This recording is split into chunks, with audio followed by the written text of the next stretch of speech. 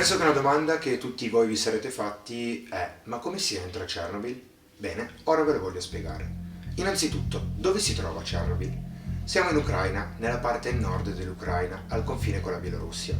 L'Ucraina non fa parte dell'Unione Europea, quindi per poterci entrare vi serve il passaporto. Stessa cosa per Chernobyl, quindi per poter entrare a Chernobyl vi serve il passaporto. Ricordatevi però che Chernobyl non è per tutti e ora vi spiego anche il perché. Come vi ho detto prima, con il passaporto potrete entrare tranquillamente in Ucraina, ma Chernobyl è un regime militare, quindi con regole completamente a sé. Se non avete 19 anni non potrete entrare nella zona di esclusione di Chernobyl. Non mi chiedete il perché, è una regola militare, non so per quale motivo, però la guida ci ha detto questo, quindi vi riporto le informazioni che so per, nel caso in cui voleste fare un viaggio a Chernobyl, almeno sapete tutto. Se non avete 19 anni state fuori. Ovviamente, essendo una zona militare, per poter entrare nella zona di esclusione, dato che ci sono comunque 4 posti di blocco prima di accedere, servono delle autorizzazioni, servono dei permessi. Per mio consiglio, non fate tutto da soli, affidatevi a un'agenzia, a un tour operator. Ci sono un sacco di tour operator che organizzano viaggi, gite nella zona di esclusione di Chernobyl, perché davvero c'è un sacco di burocrazia da fare e la maggior parte delle volte i poliziotti non parlano inglese, quindi non evitare di andare là poi con il vostro permesso e vi rimandano a casa, c'è un viaggio a vuoto. Quindi assolutamente il mio consiglio è: affidatevi a un'agenzia seria. A proposito di permessi, il consiglio che vi do, perché l'ho vissuto sulla mia pelle: se dovete filmare, se dovete far volare droni, qualsiasi cosa, parlatene col vostro tour operator, perché ci sono permessi speciali per poter filmare, permessi speciali per poter fotografare, permessi speciali per poter far volare il drone.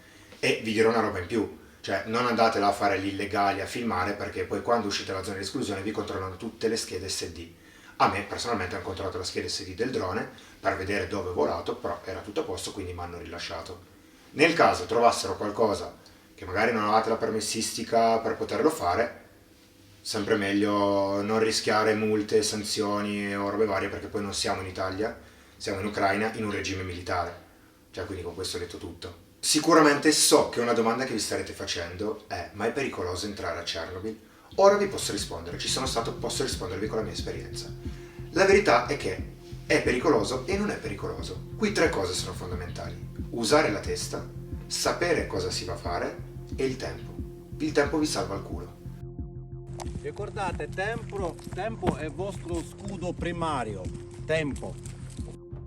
Se la vostra guida, il vostro tour operator, ed è per questo che vi dico di affidarvi a un tour operator serio, vi dice lì potete andare, ma potete stare 3, 4, 5 minuti, voi dovete ascoltare quello che vi dice, perché sicuramente ne sa più di voi. Okay. Siete stati là 40 secondi, bravissimi. Così si fa. Ci sono zone più radioattive e zone meno radioattive. Sicuramente le guide avranno già fatto tutte le rilevazioni del caso, conoscono ogni centimetro di Chernobyl, di Pripyat, della zona di esclusione, sanno indirizzarvi dove è sicuro stare e dove non è sicuro stare. Nelle zone ovviamente non sicure vi diranno: no, lì non si può accedere perché il rischio di radiazione è troppo alto. Quindi se vi affidate alla guida, non fate i cazzoni e usate la testa, non è pericoloso entrare a Chernobyl. Ora sapete come entrare a Chernobyl, però voi come dovete andare a Chernobyl? Ora vi dico la mia esperienza. Allora, a Chernobyl dovete sapere che è obbligatorio girare con pantaloni e maglie a maniche lunghe, sempre per il discorso radiazioni. Io ad esempio ho portato solo un cambio, cioè non dovete andare lì con tutto l'armadio perché non siete a fare la sfilata di moda, ok? Siete a Chernobyl, cioè chi se ne frega. Ho portato un cambio perché comunque i vestiti, anche se in minima parte, assorbono delle radiazioni.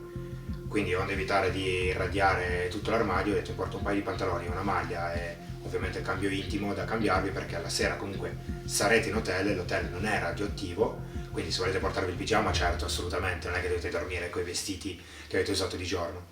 Assolutamente scarponi, non andate in infradito, non andate in ciabatte, non andate con le sneakers, scarponi, perché si passa comunque sopra terreni il più delle volte magari distrutti, erba, fango, quindi assolutamente scarponi. Poi un'altra roba che io sinceramente non credevo, la davo quasi per scontata, però non potete portare caramelle, non potete portare gomme da masticare, non potete portare qualsiasi cosa che possa assorbire le radiazioni, anche il cibo. È sconsigliato avere cibo nello zaino, tanto mangerete alla mensa, quindi che cavolo ve ne frega di mettervi lì a mangiarvi il panino. Ora vi ho parlato di mensa e di hotel. Ed è per questo, raga, che il mio consiglio, come prima, è: affidatevi a un tour operator perché vi organizza tutto il viaggio. compreso il pernottamento nell'hotel di Chernobyl e compreso la mensa, cioè la mensa mangiate proprio nella centrale, cioè attaccati alla centrale. Dove mangiano gli operai, mangiate pure voi. Magari se vi interessa potrei farvi un video per farvi vedere cosa si mangia a Chernobyl. Se vi interessa scrivetemelo sotto nei commenti, sarò ben felice di farlo. Detto questo, qual è il periodo migliore per visitare Chernobyl? A parer mio vi direi l'autunno. Perché? Tanto coi pantaloni lunghi e le maglie a maniche lunghe d'estate morite solo dal caldo. D'inverno siamo comunque tanto al nord e fa un freddo cane. Ci sarà la neve, tutta una serie di cose, quindi secondo me per godere a pieno del paesaggio, anche per un discorso di colori, l'autunno è perfetto, perché il clima ci sta, non fa né troppo caldo né troppo freddo. L'inverno ho paura che sia un po' tanto rigido, quindi il vostro viaggio si trasforma poi in un trauma più che un'esperienza, diciamo, figa. Ora veniamo alla parte economica di Chernobyl. Quanto costa andare a Chernobyl? Personalmente noi abbiamo pagato un tour di 3 giorni con il permesso per poter filmare, il permesso per poter fotografare, 1.500 euro per 4 persone, compreso di tutto, quindi permessi, hotel, mensa, trasporto da Kiev, noi alloggiavamo a Kiev, da Kiev a Chernobyl e da Chernobyl a Kiev, tutto compreso 1.500 euro. Per far volare il drone abbiamo dovuto pagare 100 euro in più.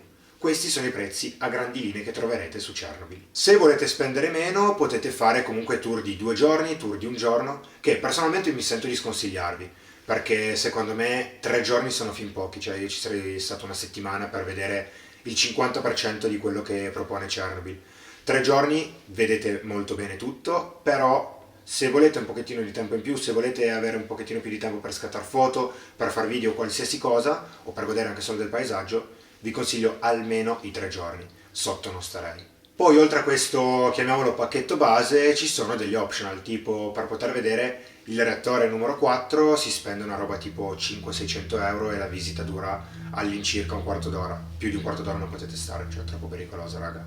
Però se uno è interessato a vederlo, all'incirca, ripeto, 500-600 euro se non erro. Consigli personali dopo la mia esperienza sono: non caricatevi la schiena di stupidaggini nello zaino, perché tutto il giorno comunque sarete in piedi e non potrete appoggiare nulla a terra, compresi i cavalletti delle macchine fotografiche.